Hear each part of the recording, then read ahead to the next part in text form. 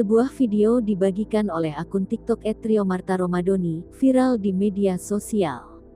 Di videonya tersebut, sang pengunggah membagikan kisahnya saat terjebak di Geladak Perak, salah satu jalur terdampak erupsi Gunung Semeru. Pria yang menggunakan helm tersebut sedang melakukan panggilan video call. Ternyata pria tersebut sedang melakukan panggilan video dengan sang kakak dan memintanya untuk segera turun.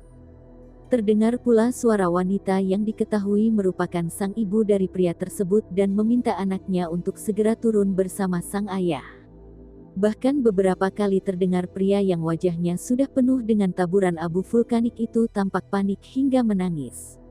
Ia terus meminta dan memanggil kakaknya untuk segera turun dan berjalan dengan hati-hati. Dalam video itu, ia juga menerangkan bahwa pohon-pohon besar di sekitarnya tumbang, sehingga tak ada jalan untuk menggunakan kendaraan bermotor. Saat dikonfirmasi pada Jumat tanggal 10 Desember tahun 2021, pemilik akun Instagram @triomartaromadoni membenarkan kejadian itu.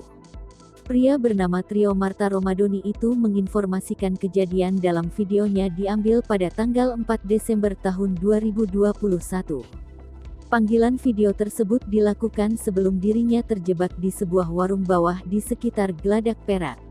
Saat itu dirinya mengaku sudah pasrah jika akan hilang ataupun ditemukan dalam keadaan tak bernyawa. Trio mengaku rela terjebak di warung bawah karena cemas memikirkan keluarganya yang masih berada di warung dekat jembatan Geladak Perak.